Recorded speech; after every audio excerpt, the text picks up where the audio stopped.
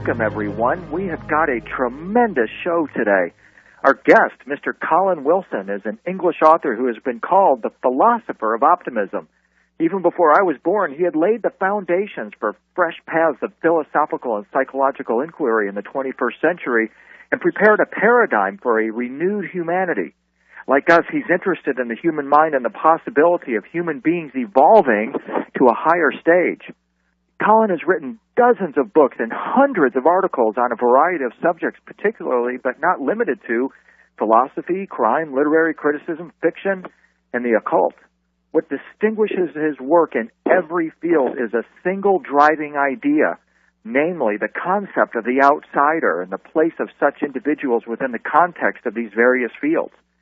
This year marks the 50th anniversary of his book, The Outsider, the international bestseller which announced the arrival of Colin as a man here to awaken us. In his latest book, Atlantis and the Kingdom of the Neanderthals, Colin propounds the theory that ancient man had a completely different mind from ours and that it could reach genius level, but not at all in our left brain sense of the word. They were basically right brain thinkers who saw things in a completely different way. Their genius was of the right brain. So let's explore it today with Mr. Colin Wilson. Colin, welcome to Dreamland. Thank you very much. It's a true pleasure and an honor to have you here, sir, and we're delighted that your new book is out now and people are able to access this incredible wealth of information that you packed into these 300 pages. It's just it's a marvel of kind of your genius to be able to weave so much disparate information together. It's really the result of about 10 years' work, because I started working on this whole subject of ancient civilizations in 95. And at that time you were working with a partner, Mr. Rand Flamath. So perhaps for the benefit of our audience, we could talk just for a few minutes about that relationship and how your research into Atlantis actually began. Yes, well, what happened was that I was asked in 95 if I would write a film script for the film producer Dino De Laurentiis about Atlantis. And I began to research this subject. Then I heard some interesting news that a writer called John Anthony West, whose books I knew, had come up with the conclusion that the Sphinx is several thousand years older than anybody had thought. Apparently, he'd taken an expert with him to look at the site of the Sphinx, and the expert had said, the Sphinx is not weathered, as everyone assumed, by wind-blown sand, but by water. Now, if the Sphinx was weathered by water, when there hasn't been any heavy rain in Egypt for thousands of years, then certainly it seems to imply it's a great deal older than anybody thought. Mm-hmm. And so he pursued this, and actually, as I say, took an expert with him to look at the Sphinx, and the expert said, yes, sure, yes, that's definitely water weathering and not wind-blown sand. And now, all of this excited me very much because John West had come up with the conclusion that, in fact, the civilization of Egypt derived from a much older civilization. You see, we know that the civilization of Egypt began approximately, say, 3000 BC. Now, if this estimate of the age of the Sphinx was correct, which was somewhere around 7000 or 7500 BC, then obviously there must have been a much older civilization around then. And John West's view was that in all probability that civilization was the civilization that Plato called Atlantis. Mm-hmm. I found all this very strange and fascinating because I'd always been deeply interested in this notion that our ancestors may well have had a far deeper intuition than we have, and that they knew all kinds of things we don't know as a consequence. I'd known for a long time that man seems to have lost many of his vital powers, simply because he doesn't need them in a civilization like ours. It seems that, for example, the tiger hunter Jim Corbett, said that he developed a thing which he called jungle sensitiveness, which told him when there was a tiger lying there in wait for him, and this saved his life again and again. Now, we don't need jungle sensitiveness in modern civilization, so this is one of the faculties that we lost.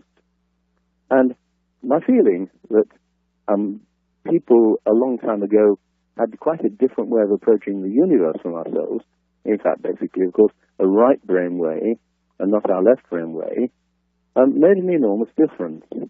Now, among the people I got to know fairly well back in the 1970s was the poet and novelist Robert Graves. Oh, yeah. And Graves had written a book called The White Goddess, in which he'd argued that the ancient culture was basically a lunar culture, and that this lunar culture was, so to speak, a culture of intuition, and that, in a sense, the White Goddess is the goddess of poets. And this was the starting point of a book of mine called The Occult, which I wrote in 1969 and came out in 1970. And this was its basic argument. So this new discovery about the age of the Sphinx really just fitted into what I'd already been saying for a long time, that we had, in a sense, evolved beyond this kind of intuitive knowledge into a far more sort of blazing daylight knowledge, a sunlight knowledge, nothing like the lunar knowledge that our remote ancestors have possessed. Well, when Dino De Laurentiis said, would I write him a film script about Atlantis, I thought what I would like to do is do something that is not the usual kind of wild fiction, but is based upon some kind of fact. And so I began to look into this whole question of John West's notion that the Atlantean civilization may well have preceded that of ancient Egypt. And at this point, and this is one of the many weird coincidences that happened during the course of this book, John West himself contacted me and sent me an article in a magazine about this fact that the Sphinx appeared to be far, far older than anybody thought. He didn't know that I was researching the subject. He didn't know that I was interested. And I have found that, in fact, over the years, the number of strange coincidences and synchronicities that have occurred in relation to this research have really astonished me. Mind, this has all been so. I've always had these strange synchronicities. And on one occasion, when I was writing this book, The Occult, I needed a particular book from the shelf opposite my eyes.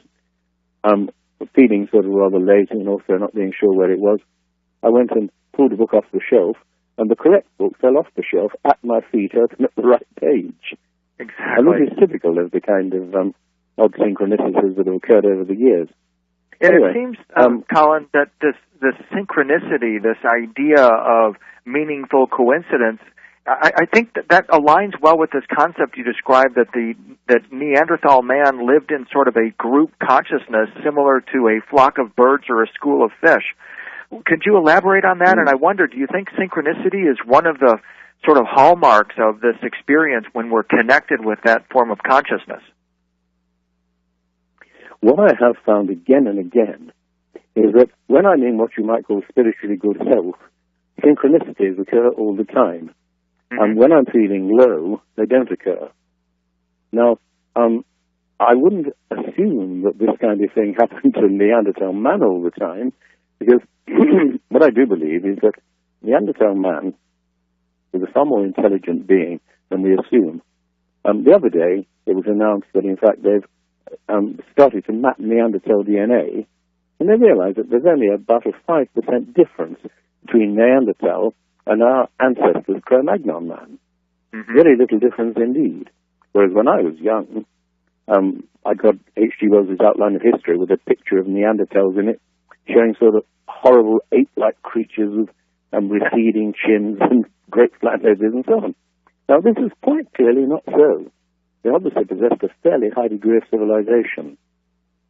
And if they really succeeded in creating, as I'm quite certain they did, all kinds of interesting artifacts. For example, since that book was written, we've discovered that Neanderthal man invented super glue, We know that he invented the bow and arrow. We know that he had the most astonishing mental range. We also know, and this is interesting, that he was a worshipper of the moon goddess, because the religious sites that have been investigated have shown that he believed he worked his rituals according to a 13-month lunar calendar. And it seems fairly certain that basically he belonged to what I've called in the occult, this right-brain civilization, something completely different from our own. And the number of things that I've discovered about Neanderthal and about his culture are quite astonishing. I mean, in Spain, where they uncovered a number of Neanderthal artifacts, they discovered a number of sort of small clay furnaces, and among these, a blast furnace. The Neanderthal man had, in fact, invented the blast furnace. He was obviously a person of a sort of pretty high level of intelligence.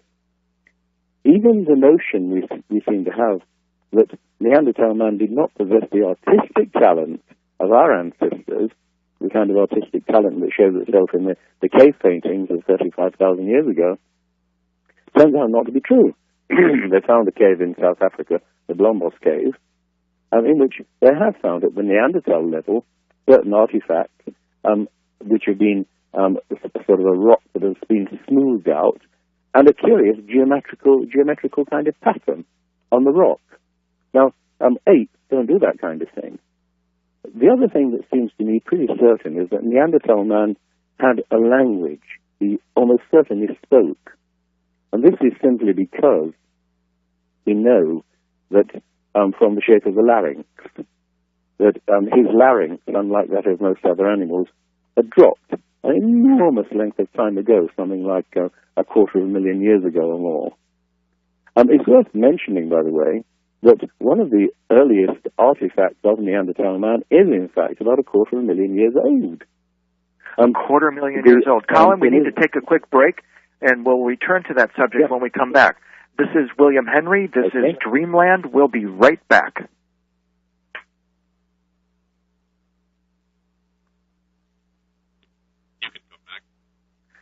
This is William Henry. This is Dreamland. We're continuing with Colin Wilson. Colin, just before the break, we were talking about some incredible artifacts, and you noted that the larynx of Neanderthal man had dropped, indicating that he likely had the capacity of speech and was communicating through speech. And one of the things that I wanted to talk about in relation to this whole idea of the artifacts and the mindset of the Neanderthal is this shamanistic connection that you bring up in the book. Recently, we've had some incredible conversations about shamanism on Dreamland, and we've been learning about various techniques, including one that you write about, the ayahuasca potion that enables us to make contact with the ancient ones. And so in that sense, your new book fits neatly with the conversation that we've been having recently. Why don't we talk about that aspect of it as well, in terms of the mythology of the Neanderthal and how they understood a more powerful reality that we have forgotten, that you suggest might have been actually the powerful reality of Atlantis? Well, the shamans are obviously basically priests. And one of the most interesting things about our ancestors, yours and mine, was that, in fact, they had created a religion in which they must have had priests, and that the famous cave drawings were not, in fact, artistic creations, but were simply created in order to aid the hunting ritual. They therefore had their priests. Now, what they have discovered in a cave, and the name has, for the moment, gone out of my head, is some 75,000-year-old Neanderthal artifacts, including a large stone chest full of bear skulls. The number of bear skulls around the place, number 13, which is the number of lunar months in the year. Mm-hmm. And it seems fairly certain that they also had their priests. They had a religion, and if you had a religion, then you have priests. So it does look as if the difference between ourselves and Neanderthal is very, very slight indeed. And in some respects, I suspect that they, knew better than we did. Because as soon as one begins to develop this left brain faculty, somehow we begin to lose the contact with the sort of deeper self. This is something that I discovered years and years ago in myself, that as a writer, you start off trying very, very hard to master language. You write something that you think is really pretty good. Then you look at it the next morning and, it's absolutely horrible. And you begin to get this despairing feeling that there's nothing you can do about this. You somehow cannot capture your visions, your insights, your intuitions in words. But if you persist, and if you're a writer, there's nothing else to do but persist, gradually and very slowly you'll get good at it.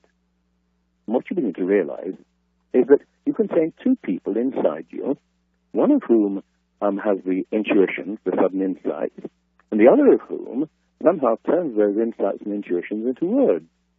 Mozart once said that all of his music just walked straight into his head, and all he had to do was write it down. Now, where did it come from? The answer is pretty certainly the right side of the brain, that dark side of the brain, which is totally unknown to us. You see, we live in the left side of the brain, and we get used to thinking of ourselves as left-brain creatures. Now, Neanderthal man, I think, was far less of a left-brain creature. He had to be a left-brain creature to some extent to cope with life. But basically, he lived in a kind of darkness which was probably associated with a part of the brain called the cerebellum. So, really, you have to think of a completely different kind of creature who lived a completely different kind of religious life, and yet, at the same time, was the highest creature that then existed on the earth. As I say, this Bericat ram, a kind of statuette, almost certainly, of the moon goddess, is 250,000 years old. Incredible. So we're talking about intelligence dating back long, long before we thought. Incidentally, let me add, though, that the more I've looked into this subject, the more I've become convinced that, in fact, there were many intelligent people around on Earth long, long, long before any of the scientists really accept. So, sorry, my bloody watch went off, completely confusing me. So it does seem to me that we ourselves have lost an enormous amount in becoming the kind of highly intelligent creatures that we are. But it has also all seemed to me that if you can learn the right technique, you can get back to this older self. And once you get back to the older self, all kinds of interesting things begin to happen. You begin to find that, for example, you're far more intuitive.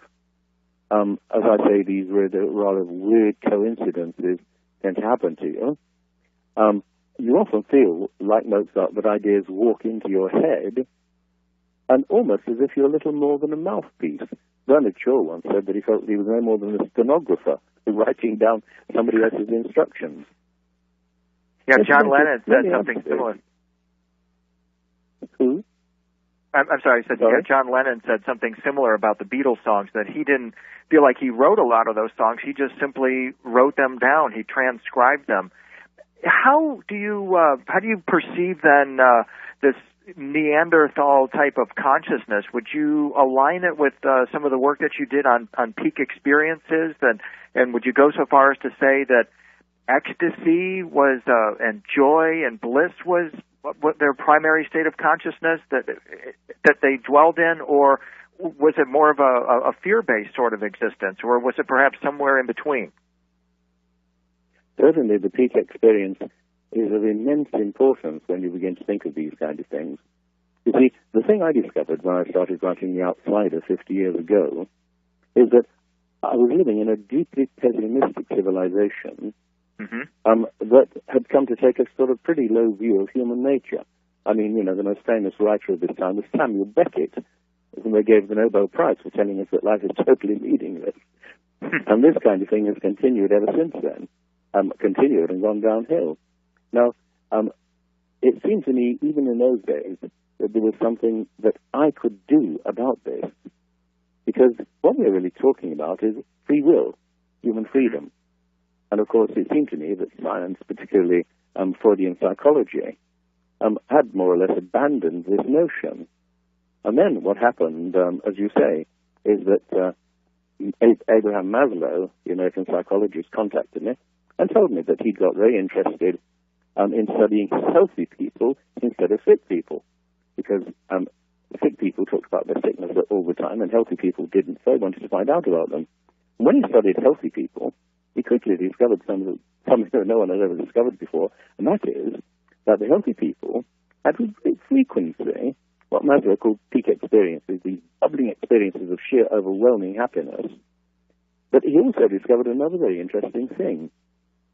When he began to talk about this to his students began to remember peak experiences they'd had in the past and to describe them to one another, and they immediately began having peak experiences all the time. Incredible. Now, it seemed perfectly obvious to me that if our civilization tends to think in terms of negation and misery and so on, then we're not going to have peak experiences. If you can somehow persuade people to start thinking in terms of peak experiences, you're going to change everything. And this, of course, is what I've spent 50 years of my life trying to do. And one of the things that you note that is a key to manifesting these peak experiences, I mean, there's lots of meditation exercises and so forth, but one thing you noted that is perhaps the most important is to have the precise knowledge of what you want to achieve and then to calculate how to get there. Talk about that and the importance of that. It sounds so simple, but it's absolutely brilliant.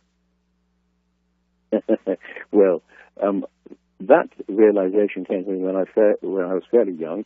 In fact, when I was only 16, and when I decided to commit suicide, because I felt that, I was working class, I was working in a factory, I hated it, and I felt that, it looked as if my life was going to be as miserable as the lives of so many 19th century writers. Mm-hmm. And then when I decided to commit suicide, I decided that I would do it by drinking cyanide in the analytical chemistry class. And what I found is I went across to the cyanide shelf and took down the bottle of potassium cyanide, sniffed it and raised it to my lips so that I could clearly smell the bitter almond smell. Something strange happened. I turned into two people.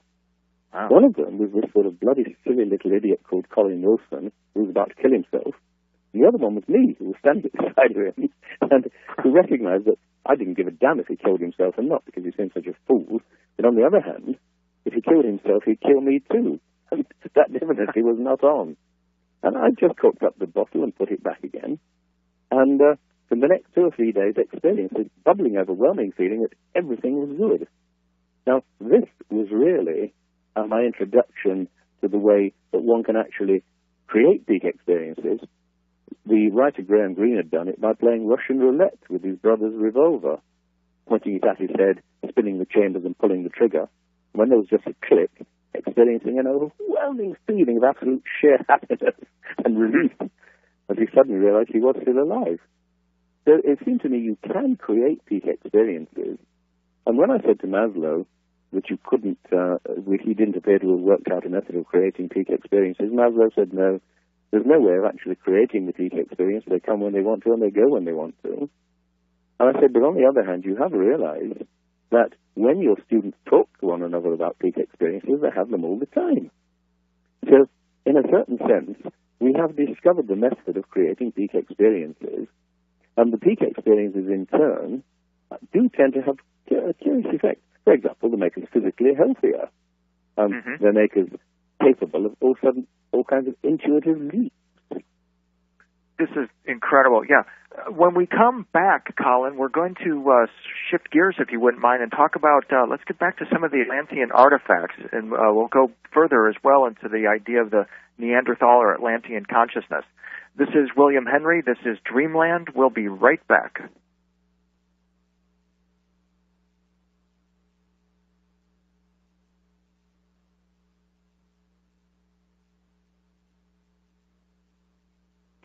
This is William Henry. This is Dreamland. We're continuing with Colin Wilson. Colin, in this segment, I'd like to get back into Atlantis and the kingdom of the Neanderthals, and talk about some of these incredible artifacts that the discoveries of these artifacts that you've recounted in the book. One that is particularly noteworthy and newsworthy, in fact, is the discovery of this strange green Libyan glass. Let's talk about that for a moment. Yep. Well, the broken glass found on the surface of the desert in Libya is not, of course, anything like as old as the various things that we're discussing. Let me say here that this title, Atlantis and the Kingdom of the Neanderthal, is not supposed to indicate that I think there was any direct connection at all between Atlantis and Neanderthal. I'm merely saying that Neanderthal almost certainly created the civilization from which Atlantis sprang. Atlantis, pretty certainly, if we believe Plato, was somewhere around 10,500 BC, which was the time when it went down. Mm-hmm. Neanderthal, of course, had disappeared some 20,000 years before that. So, but the desert glass, the Libyan desert glass, appears to sort of date back about 6,000 BC, something like that, at a time when there should have been no kind of culture in that part of the world. That is in, the Libyan and Egyptian desert. And scientists have no idea how this glass was formed, how it got there, or who made it. In fact, recently there was an Austrian chemist who had established that the glass had been formed at a temperature so hot that it could only have been formed by a meteorite. And then there was a geophysicist who got involved in the story, and he suggested that perhaps what formed the glass was something like what happened in Tunguska in Siberia, that in fact there might have been some kind of a hot sky event that caused this. And one of the things I wanted to ask you about is in 1908 when the Tunguska event happened, Nikola Tesla took credit for that event. And what I'm wondering is, what are your thoughts on the possibility that this Atlantean culture possessed a technology even rivaling that maybe that was possessed by Nikola Tesla? I think that this is perfectly possible, simply because I think that all kinds of strange possibilities were there because of this ability that we have to do things intuitively. The story that I like best in my book is that of Benjamin Blythe, a little boy of about 5 who was walking along with his father in the mid-Victorian age, and he said, "How old am I, Daddy?" And his father told him exactly. And about 5 minutes later, Benjamin said, "In that case, I must be," he gave the exact figure, but it was about 190 million seconds. His father wrote it down on his cuff. When they got home, he worked this out and said, no, you're around about 170,000 seconds out. And his boy said, no, you've forgotten the 2 leap years. This kind of thing indicates that we possess weird mental powers, this ability, which Robert Graves also talks about, to lead quite directly to some conclusion. The part of the brain that seems to have gone more or less dead in modern man, but which I'm pretty convinced that ancient man possessed a great deal of. Now, this business of huge numbers, again, fascinates me, simply because in the mid-19th century, when they were digging at a site which they later discovered was the city of Nineveh in what is now Iraq, they discovered an enormous number, 15 digits long, which in the temple of Ashurbanipal. Now, no one could imagine what these ancient people were doing with a number as big as that, until a space engineer called, Maurice, sorry, the name's going out of my head again, but Maurice Chatelain. Became so. Sorry, yes, Chatelain, yes. Maurice Chatelain began to study this number. He was incidentally a space engineer who'd organized the communication system on the first moon rocket. And he began to study this enormous number with a computer, and immediately discovered that it wasn't just some kind of casual number. It could, in fact, be reduced to sort of, I can't remember what it was, but it was something like 60 times 7 to the power of 12 or something like that. Now, what he realized was that this vast number was in fact, if he reduced it to seconds, assume that he meant seconds, he got roughly 6 million years. And why did he reduce it to seconds? Simply because he remembered that the Sumerian civilization, which is about the earliest civilization we know, the Sumerian civilization had calculated in 60s. Now, they were the people who invented 60 seconds to the minute, 60 minutes to the hour, and so on. Mm-hmm. And he immediately discovered that the whole thing began to make sense the moment he began to calculate in seconds. Now, little by little, he came to the conclusion that, in fact, whoever created this vast number knew an enormous amount about astronomy, about the universe in general, certainly far, far more than would have been possible that long ago. You know, we're sort of talking about getting 700 BC or something of the sort. Now, as soon as he really began to look into this, he realized that such enormous numbers seem to indicate that our ancestors had this immediate intuition of something completely different from anything that we have. Now, he began to wonder whether it was possible that this vast number referred to something that is sometimes called the cosmic constant, or the constant of the solar system, some vast number in which all of the numbers in astronomy, all of the numbers of the solar system, can be divided exactly. Darling, I'm on the phone. Sorry. Can be divided exactly into this, the cosmic constant. Now, he did, in fact, discover, he took such things as, the size of the moon, the size of the sun, the orbit of the moon, the orbit of various planets and satellites, and all of them divided quite precisely into this enormous number that had been discovered in Nineveh. Well, that itself did seem to indicate that he was dealing with some civilization that knew far more than ours did. He then he discovered that it was incredibly accurate, accurate to the six decimal places of a second. Then he tried dividing into it the orbit of the Earth, and he immediately found that there was a very, very slight discrepancy in the sixth decimal place. Now, this sounds like absolutely nothing, but it had been so accurate with regard to all of those other numbers, the orbit of the moon and the sun and all these kind of things. He began to wonder why the ancients had got it wrong in this one particular. Then he remembered an interesting fact. The Earth is slowing very, very slowly at a rate of about 1/12 millionth of a second per year, which means that, in due course, it'll be far, far slower than it is at the moment.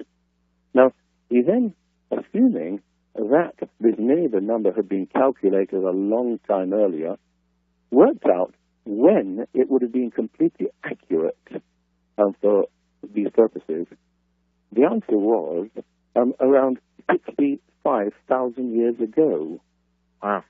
In other words, it is possible that the Nineveh number was created 65,000 years ago.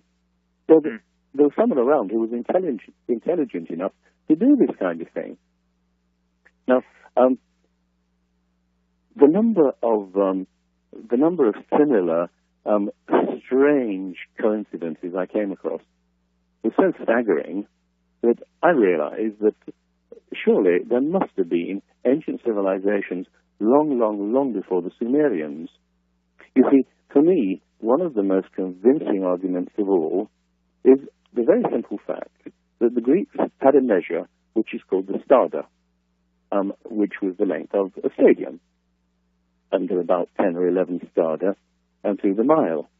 Now, the interesting thing is, the Greeks did not know the size of the Earth until around about 250 BC, when it was worked out by Eratosthenes. And yet, when you measure the polar circumference of the Earth, it comes quite precisely to 216,000 stada. Not approximately, but exactly, which means that created the stardust. Now 216,000 is 60 times 60 times 60. So we're once again back with this measurement of 60. And it certainly looks as if there must have been some civilization long, long, long before Eratosthenes that knew the exact size of the Earth and that encoded it in this measurement of stardust. So this seems to me the most conclusive evidence of all. I don't see that there's any way around that the polar circumference of the Earth should be so precise. It seems completely insane, and there's no other way of explaining it except to assume that there was some great earlier civilization that knew far, far more than we did, and that, probably covered the whole Earth, because it's difficult to think of a civilization like that would remain stuck in one small place. Now, a great civilization that settled the whole Earth, that knew the circumference of the Earth. Did they come from the stars, or were they connected with beings that came from the stars? When we continue after this break, we'll ask Colin.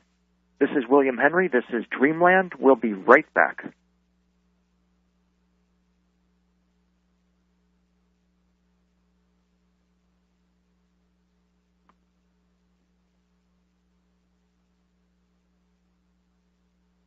This is William Henry. This is Dreamland. We're continuing with Colin Wilson. Colin, just before the break, we were talking about this incredibly advanced knowledge and precise knowledge that the Neanderthals appeared to have had concerning the circumference of the Earth. When we're talking about the vast kind of time frame that you're describing here, notions or thoughts of Zecharia Sitchin and his work concerning the Anunnaki automatically come to mind, especially since they are considered to be the creators of the Sumerian civilization. In your work, did you look to any particular places in the stars as a possibility for a place where the Neanderthals might have connected with star beings, or perhaps where even star beings came to Earth and connected with the Neanderthals and bequeathed to them some of this knowledge, or taught them how to access some of these deep reservoirs of capability within our brains? No, I'm sorry to disappoint you here, because obviously you're hoping that I'm going to say yes, definitely. But there is one fact that militates against this notion that it all came from outer space. And incidentally, Maurice Chatelain believed that it came from outer space, and he called his book Our Cosmic Ancestors. Mm-hmm. And he believed that they came to Earth. But there's one very good reason why I do not believe that they came to Earth from outer space.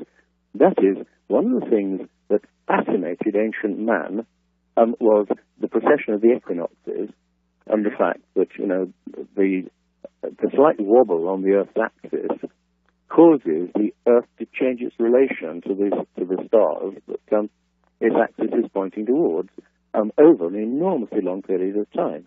Now, ancient man obviously felt that this was terrifically significant. He felt that it was a glimpse of the mind of God, or of the gods. Now, surely, if there had been highly intelligent beings from outer space, they would have said, oh, no, it's nothing to do with the mind of God. It's merely the fact that your Earth's axis has a little wobble on it. And so the end of the axis points in the sky and goes around in a circle over the course of 25,000 years. So that, you see, is the reason that I cannot believe that this thing came from outer space. And you say to me, well, okay, so what do you believe? Yeah, I'm of the school, Colin, that we might not be dealing necessarily with actual beings at first from outer space, but perhaps energies, even starlight from supernovas, or we've had guests on talking about the influence of Sirius as a star system and how it influenced human evolution, and now we're starting to see some incredible revelations from astronomers that say that cosmic rays and other high-energy phenomena stimulate human evolution and activate or can actually cause spontaneous human evolution. One of the star systems that you focus on in the book is the Pleiades, and you referenced the incredible work of Stan. Can we talk about that in reference now to the Neanderthals and how the Pleiades play into this whole line of research you've been doing? Yeah, my friend Stan Gooch, who's a psychologist who did some brilliant books about 20 or 30 years ago, and then sadly has been more or less forgotten although his books, undoubtedly, are now being republished. It was Stan Gooch who came to this conclusion that Neanderthal probably had a far more complex culture than anybody had realized. And the reason that Stan thought so was that he had looked into past civilizations and come to the conclusions, in other words, the kind of conclusions that you and I are talking about at this moment.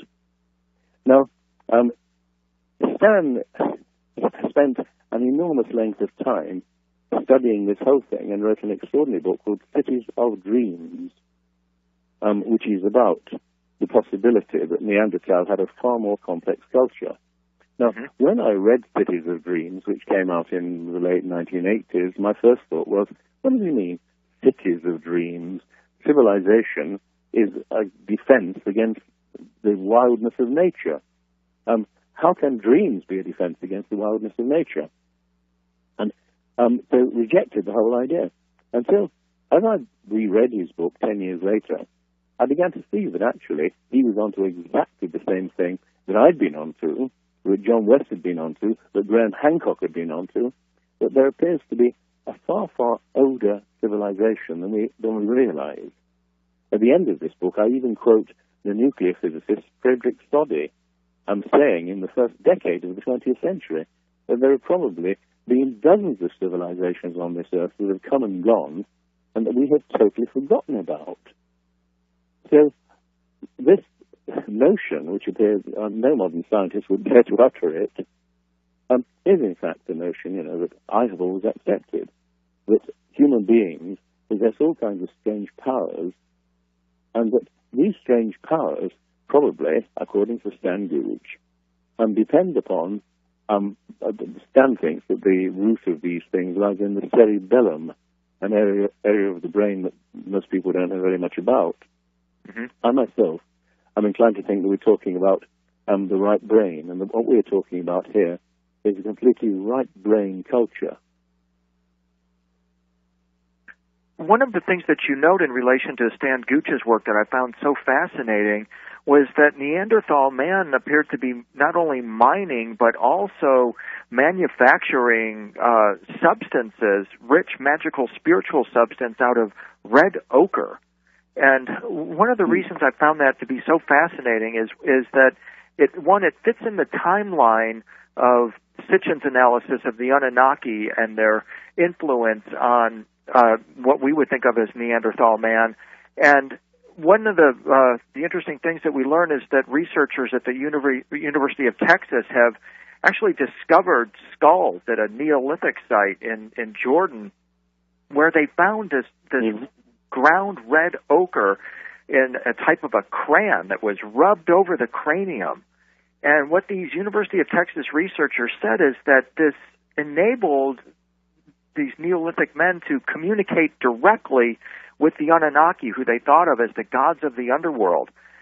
This is amazing because it suggests that Neanderthal, one, was aware of as you've been talking over and over again, this incredible advanced cosmic consciousness they possessed, and that they also manufactured ways in which to stay in connection with those other realms as well. Can we talk about that in the few minutes we have left, please? Yeah. Well, you raised a fascinating subject a few moments ago. This notion of something coming from outer space and changing us.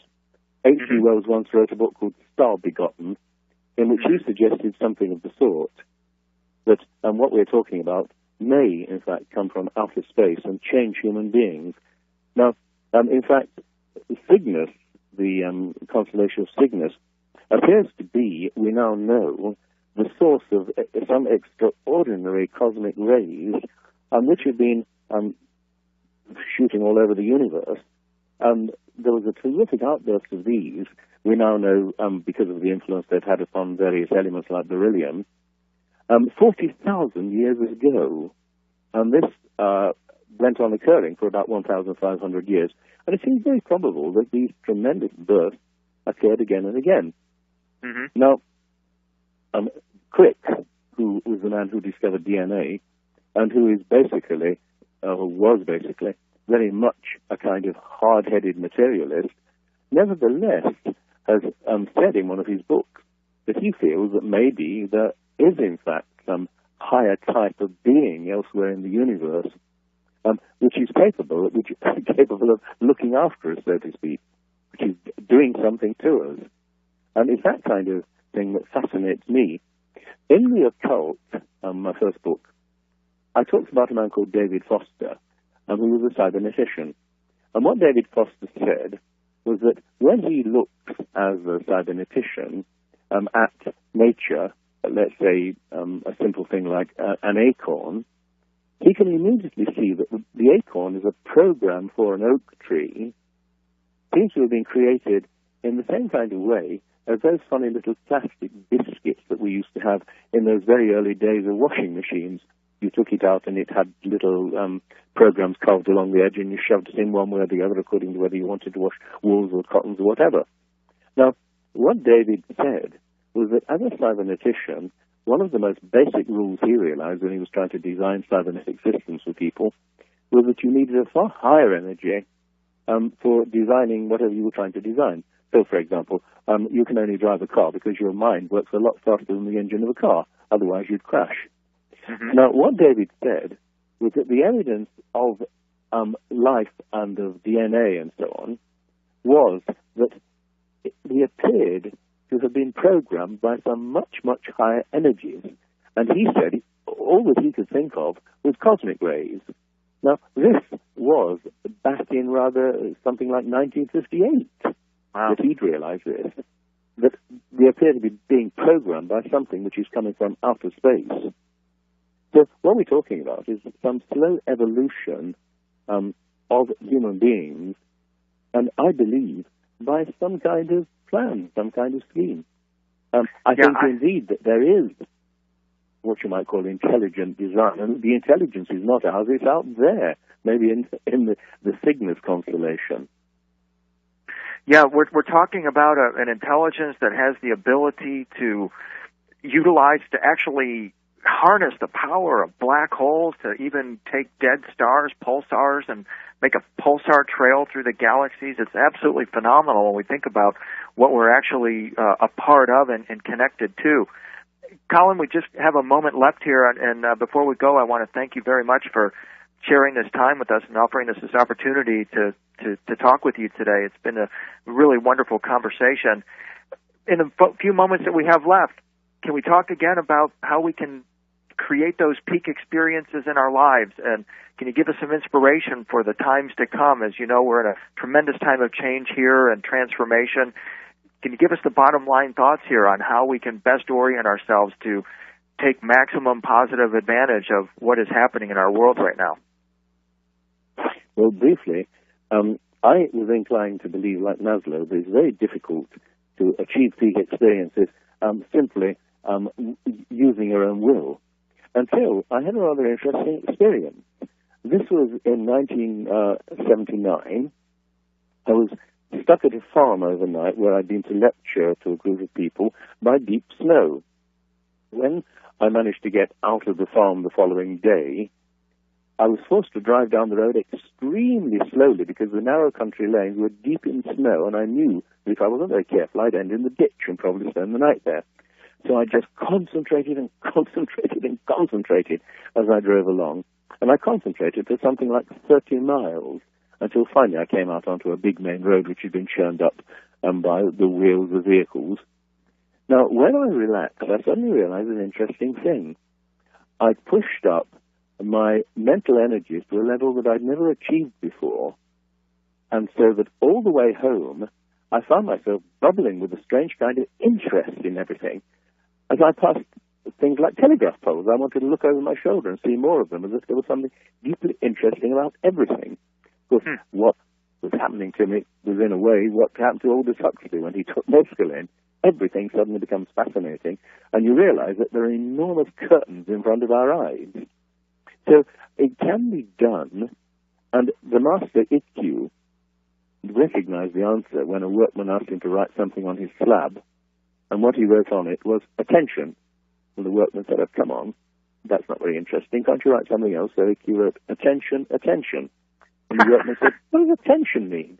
And he said, "Attention means attention."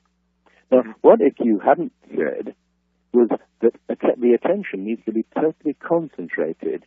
And what I have slowly discovered is that, in fact, I can, even on my drive to the supermarket, get myself into a state of concentration where, over the course of something like half an hour, I can experience this sense of a much wider vista of consciousness. It can be done, and you can get in charge of it. And what's more, it tends to be a feedback process, because the more enthusiastic you become about it, the easier it becomes to do. So I really believe that human evolution is something that we are now in charge of. We are pretty close to being able to do the most amazing things. Wonderful. Well, once again, Colin, thank you so much for joining us, and best of luck to you in the future, and we'll look forward to talking with you again. This is William Henry. This is Dreamland. Next up, Linda Moulton Howe.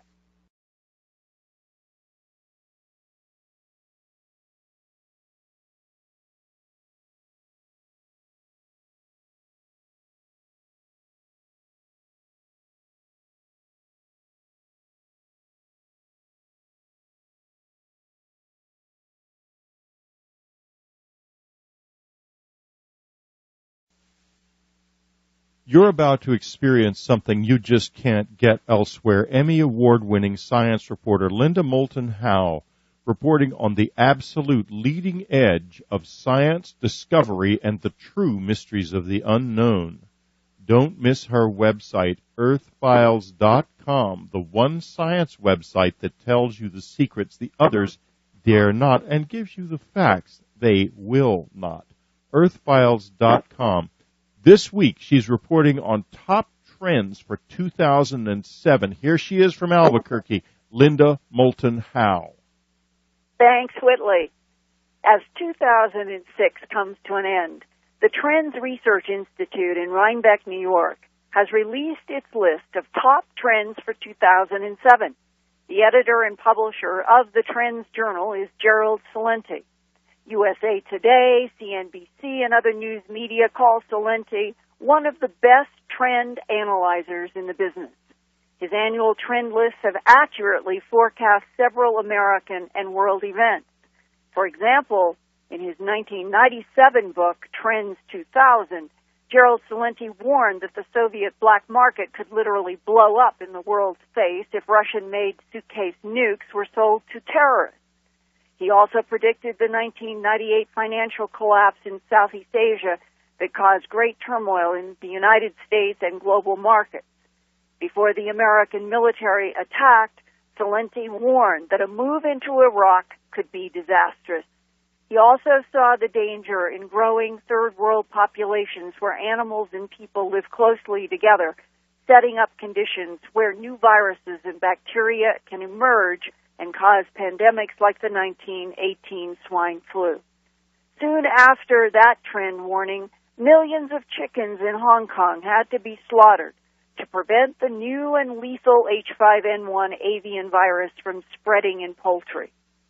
Now, a decade later, bird flu has spread around the world, and Iraq seems to be spiraling out of control into complicated civil war, which might bring Iran, Syria, and Saudi Arabia into a full-scale regional conflict. The world is obsessed by terrorist threats, possible nuclear attacks, and what will happen to economies if a nightmare explodes. While the United States is struggling to pay for the Iraq war and to maintain its weakened influence in world affairs, other nations, such as China, are leaping forward with economic vigor. In fact, at the top of Gerald Celente's top trends for 2007 is China America. The 20th century was called the American century, and it really did belong to America. After World War II, there was no one to rival the United States. As we found out, the Russian bear was really just a flea-bitten old dog, and their strength was really boosted artificially by the CIA and other organizations, because when the Iron Curtain came down, it was apparent that it was only the United States that was the world heavyweight, economically and militarily. As we enter into the 21st century, the situation has changed. China is moving into the position of becoming, within decades, the world economic heavyweight, and they're going to be a military contender. And the irony of all this is that China is becoming more like the United States, and the United States is becoming more like China. And let me explain. Today in China, the energy, the enthusiasm, the zeal of people that have been freed from enslavement, first by foreign powers and then by dictatorial governments, have now been set free. And it's kind of like America in the 1950s, the entrepreneurial spirit, the boom times, the feeling that they can achieve anything, a can-do attitude. Conversely, in the United States, the situation's reversed. The can-do spirit is gone. Entrepreneurism is very difficult to achieve in a society where the cost of entry into business is so high because of all of the government regulations and restrictions. It's very hard for a small entrepreneur to get started without having, almost $100,000, particularly in the retail field. So it's very hard to break through. And then you have a reversal of roles. In China today, they're encouraging the entrepreneur to think for themselves and to become what they can become. In America, what's happened? Well, look who gets the tax breaks. The top people get the tax breaks. Who gets the big loans, the guarantees, the tax write-offs, and the amenities when a big company moves into an area? Well, they give it to the big company in America. They don't give it to the small guy. You want to build a stadium? We'll give you all the grants, tax breaks, and money that you need. But you can't give it to the little guy. A big real estate developer now, according to the Supreme Court of the United States, could come into your community, take your home away from you. Under the laws of new eminent domain, the city or state can say, no, it's a better deal, it's a better economic benefit to give it to the big guy than the little guy. So the centralization, the big corporate big brother, has now become what used to be in China has moved to America. Now, you look what's going on with China. Again, they're very reminiscent of the old USA. They're moving into Africa, developing huge rail projects in places like Nigeria. They're moving into South America. In part of this whole issue of the declining and controversial influence of America now on this planet is another one of your trends, medical tourism. Can you explain that further? Well, they call it medical tourism because people in the United States are going to foreign shores to get medical treatment. Right now, the major part of the business is with dental surgery and cosmetic surgery. And because the prices abroad, just as the prices abroad to get manufacturing done are so much cheaper, well, the same is with medical tourism. People could go overseas and get that hip replacement, knee replacement, whatever it might be, for a fraction of the cost of what it costs in the States. In the United States, we have, some 44 million people without health insurance. So when you need medical treatment, where do you go? Well, you go to the same place that the manufacturers are going. They're going offshore. And this trend is just beginning. They're estimating in 2007 about 750,000 people will be going abroad for surgery of some kind. And we think it's going to continue. This is just the beginning of the trend. Also, when we're looking at comparable health facilities, when it comes to post-operative care, they outrank the United States in terms of how they treat the patient afterwards. So this is going to be a huge business. And as you are describing this turning to other parts of the world for Americans to get cheaper medical care, you were describing as a big trend in 2007, systemic recession. Yes, the economy is only going to get worse in the United States. We all know the numbers, and the numbers don't lie. The median household income in the United States is 5.4% below what it was in 1999. That's like a $3,000 a year loss after inflation. The gap between the rich and the poor is the widest in the United States than any other nation. So while you may see growth in the U.S. according to the numbers, In reality, the paycheck-to-paycheck everyday worker is losing ground. Why even a college graduate today is earning over 3% less than they did 5 years ago. So by every measurement, the average American family is already in a recession. And then we look at the engine that pulled the United States out of the 2001 recession, and that was the housing market, that big housing bubble. Well, now that bubble is burst. People borrowed against their homes with home equity loans. Now they have to pay them back. By every indicator, you name it, housing construction in the United States, the real estate business is in a recession. So we're going to see a long-term recession that's just going to keep eating away at the American consumer.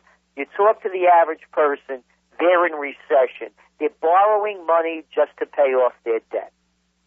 And meanwhile, Wall Street keeps blasting that everything is fine because Wall Street is going up. And yet this seems to be an underscore of this huge disconnect between the tiny minority that use Wall Street and everyone else in the United States that's looked at as sort of hamsters in the economic cage. And that, I think, is a good description of what you call a 2007 trend in the United States as the plantation economy. That's right. Just like the old antebellum South. And that is the folks on the plantation who own it. They're doing fine. It's never been better. But for the rest of the folks working on the plantation, it's not like the old Walt Disney movies singing zippity-doo-dah as they're going to work every day. Look at the gap between the CEO and the average worker. When I began my career in the late 1960s, the differential between the CEO and the average worker was about 25 to 1. Today it's over 400 to 1. All of the economic cream is going to the top, and the rest of the folks are just working on the plantation. They're getting fed, they have their housing, but they have to work longer and harder than ever before. And by the way, that's a fact. They're working longer and harder than ever before, 180 hours more than they were about 20 years ago. We're working 9 full work weeks longer than the Europeans, and we're falling behind at every measurement, whether it's education, health care, you name it, quality of life standards. The United States ranks about 14th in the world. 37th in health care, 43rd, I believe, in infant mortality, 27th in longevity. So things aren't that good on the plantation. People know that things are wrong, that priorities are wrong, that they are struggling too hard, that the government seems to be in control no matter what they say, no matter what the vote is. And is that why on your list of top trends in 2007 that you've got old school is cool? Yeah, partially. There's a lot of people that are understanding that things aren't so great today. They're saying that the 50s and 60s was a much better time in America. The equality levels were much greater as far as economics goes. So people are looking back to the good old days. And we're finding it, by the way, also in movies and music, and we're seeing a lot of young people going back and finding, for instance, jazz greats that they're emulating and learning from. We think we're on the course of change right here, and that we've bottomed out for the worst, and we're starting to move toward the better. And yet looking back never solves the crises of the present, and that is a question that is on so many people's minds today. How do we change the United States? How do we put the post-9/11 genie back in the bottle and return the United States back to an entrepreneurial, freer spirit in which it is not turning into such a class nation? And that leads to one of your big trends in 2007, and that is the question of emerging Internet candidates. That's right. This all ties together. How can we do it? It's very simple. Think for yourself. And what's happened is the Internet is becoming the new Alexandrian library. That famous library that was built by Alexander the Great around 300 BC that was burnt down 700 years later, was said to have held all the ancient wisdom of the world. Well, now the Internet is holding that ancient wisdom again. Rather than the 500,000 books that the Alexandrian Library held, today the Internet has billions of books and trillions of pages. You can find the information and decide for yourself what's fact and what's fiction. And we're going to see, we believe, an Internet candidate that's going to run outside the two-party system. By the way, the latest CNN Gallup poll came out. Only 15% of the people have any high regard for Congress. That's how low it is right now. They are looking for a new way. And an Internet candidate with an Internet party, we believe, is going to emerge in 2007, going into 2008. And the difference with this campaign is it's not going to be about the personality. It's going to be about the principles and the facts and what the platform is. And we think it's going to be the beginning of a third-party movement in the United States. And how does this relate to another top trend, 2007, and you call it techno-tribalism? Well, what we call techno-tribalism, you see it already with these places like MySpace. And what's happening is that not only are people communicating from around the world with each other now and forming these little cliques, but also a stream of consciousness, a belief system. And we believe that this techno-tribalism is going to unite people in ways via the computer that we've never seen before.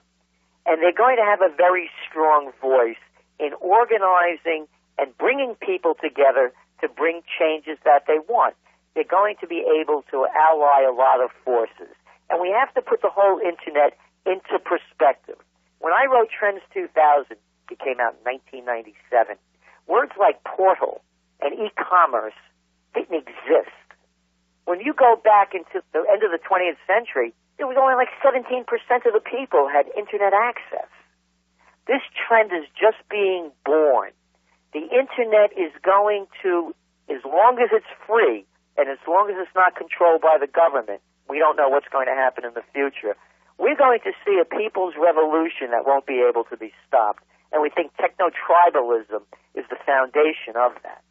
And do you think then that one of the issues on your top trend list in 2007, which you call re-United States, putting this country back together so it is not so 50-50 divided as red versus blue, is that something you see growing out of the techno-tribalism? Absolutely. It's definitely part of it, but it's also an issue of people, again, thinking for themselves. When you look what happened in the midterm elections and you analyze the results, it was a repudiation not only of the Republican Party, but of the hypocrisy of these evangelical Christians that got caught with their pants down and crystal meth in their pockets. And also with Congressman Foley, the hypocrisy, the corruption. But they didn't go to the Democrats because they think they're so great. People just went somewhere else. What we see in a reunited States is, no, the people aren't split between parties. The people are looking for direction. The split comes about is because the two parties hardly look different to the people in practice. And we think that a populist type of candidate, a uniter, in the truest sense, that represents the people rather than the special interests, you will see a country that will go in large percentage for one candidate, if that candidate speaks to the people rather than the special interests. I mean, isn't it amazing that we have this huge enterprise, the largest enterprise in the world by 2.5 times any other GDP, and it's being run by politicians, incompetent people, because of their political position? Who in business would hire someone in politics to run their operations? They would insist upon having somebody that's the most competent to do the job and the least political. We hire the most political and the least competent to run the country. And that's the changes we're going to start seeing. Competence over politics. I think the most surprising title on your list of 2007 trends was seeing the words America the Beautiful. Can you explain why you are seeing America the Beautiful out of all this chaos? Now it's time for a new cycle, and we think a new cycle is being born. This new millennium is more than just a calendar change. It's the global age. In the global age, all things are connected. And Americans are breaking out of the habit, finally, of thinking that we're the center of the universe and that we are the only ones that know what's good for everybody else. So we think the United States is going to start getting its house back in order and that the people are going to become more active. And matter of fact, that's going to be one of our next trends in the next Trends Journal that'll be out in a couple of months. This is the baby boomers' last chance. The leading edge of the baby boomers have become a parody of everything that they hated when they were young. And if you believe in existentialism, whatever religion, karma, whatever it might be, you know, the whole idea is to leave this earth on a high note. And whether it's the Quran, the Bible, Jesus, Buddha, Muhammad, there is no salvation for the hypocrite. And the baby boomers are now hitting their 60s, and they're looking at the hypocrisy of the lives that they're living compared to the lives that they said they were going to live. And we think that that leading edge of the baby boomers, the first wave, are going to start changing course and demanding a change in society, and they're going to become active again. And we think that the wealthy baby boomers in their late years are now going to start putting their money where their mind was when they were younger and had the ideals for a better life. And if the United States is going to flower into something more beautiful again, there is one bright note out of 2006, and this comes from the Institute of International Education.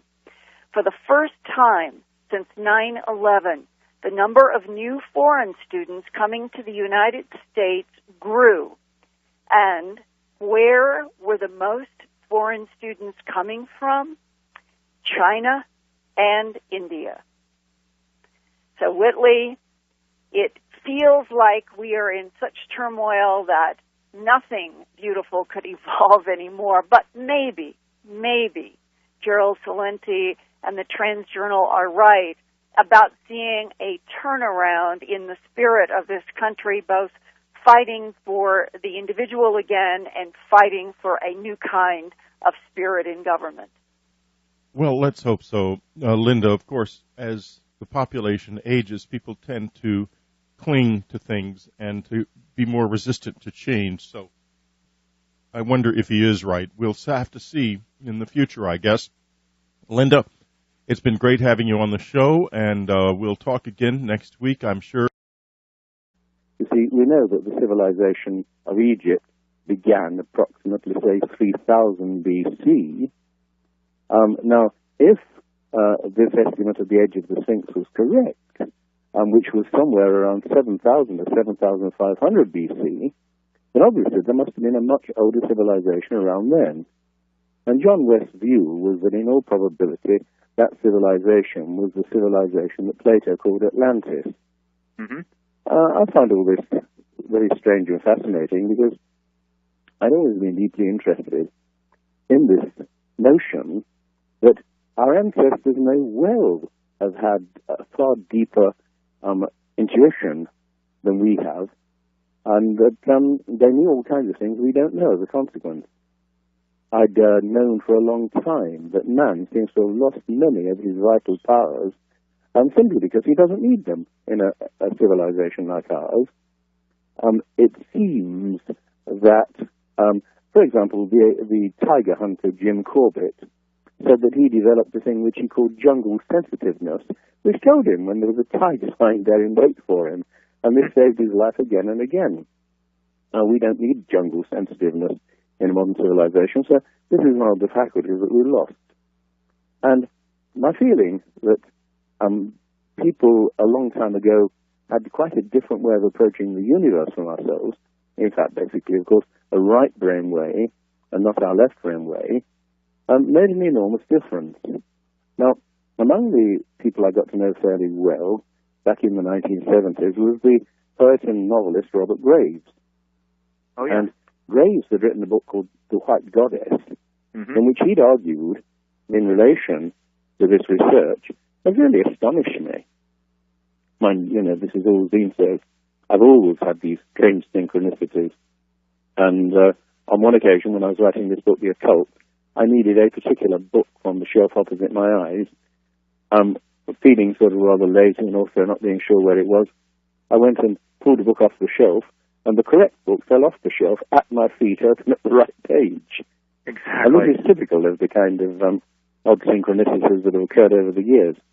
And anyway, it seems, Colin, that this synchronicity, this idea of meaningful coincidence, I think that aligns well with this concept you described that Neanderthal man lived in sort of a group consciousness similar to a flock of birds or a school of fish. Could you elaborate on that? And I wonder, do you think synchronicity is one of the sort of hallmarks of this experience when we're connected with that form of consciousness? What I have found again and again is that when I'm in what you might call spiritually good health, synchronicities occur all the time. Mm-hmm. And when I'm feeling low, they don't occur. Now, I wouldn't assume that this kind of thing happened to Neanderthal man all the time, because what I do believe is that Neanderthal man was a far more intelligent being than we assume. The other day, it was announced that, in fact, they've started to map Neanderthal DNA, and they realized that there's only about a 5% difference between Neanderthal and our ancestors, Cro-Magnon man. Mm-hmm. Very little difference indeed. Whereas when I was young, I got H.G. Wells's Outline of History with a picture of Neanderthals in it, showing sort of horrible ape-like creatures with receding cell subject of ancient civilizations in 95. And at that time you were working with a partner, Mr. Rand Flamath. So perhaps for the benefit of our audience, we could talk just for a few minutes about that relationship and how your research into Atlantis actually began. Yes, well, what happened was that I was asked in 95 if I would write a film script for the film producer Dino De Laurentiis about Atlantis. And I began to research this subject. Then I heard some interesting news that a writer called John Anthony West, whose books I knew, had come up with the conclusion that the Sphinx is several thousand years older than anybody had thought. Apparently, he'd taken an expert with him to look at the site of the Sphinx, and the expert had said, the Sphinx is not weathered, as everyone assumed, by wind-blown sand, but by water. Now, if the Sphinx was weathered by water, when there hasn't been any heavy rain in Egypt for thousands of years, then certainly it seems to imply it's a great deal older than anybody thought. Mm-hmm. And so he pursued this, and actually, as I say, took an expert with him to look at the Sphinx, and the expert said, yes, sure, yes, that's definitely water weathering and not wind-blown sand.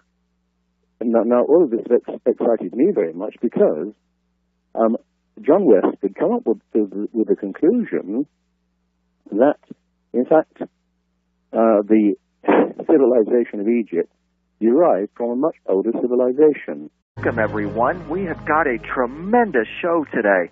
Our guest, Mr. Colin Wilson, is an English author who has been called the philosopher of optimism. Even before I was born, he had laid the foundations for fresh paths of philosophical and psychological inquiry in the 21st century and prepared a paradigm for a renewed humanity.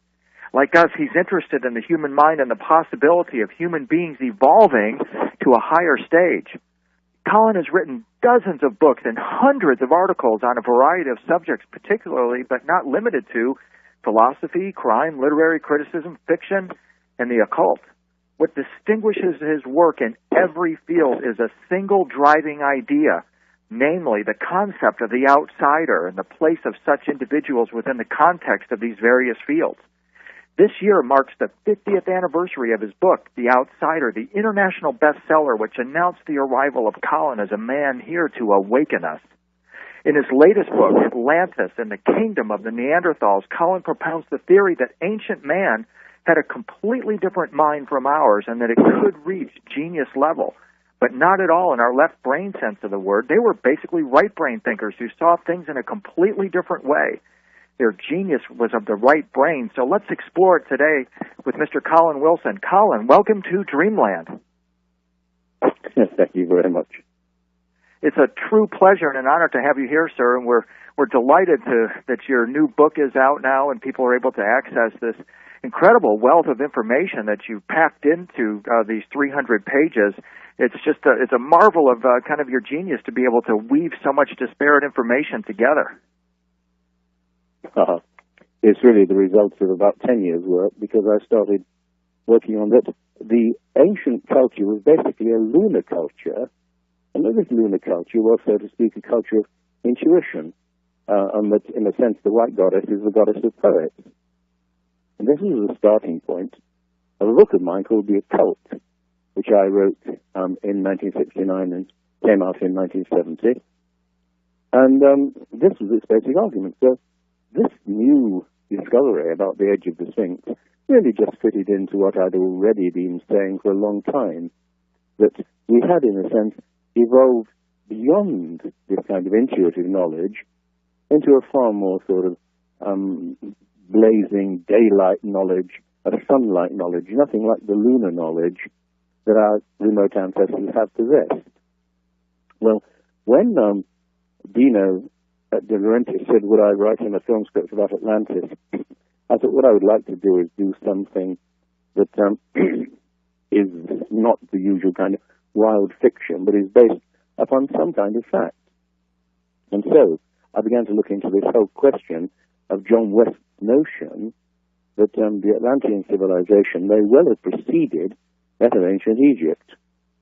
And at this point, and this is one of the many weird coincidences that happened during the course of this book, John West himself contacted me and sent me an article in a magazine about this fact that the Sphinx appeared to be far, far older than anybody thought.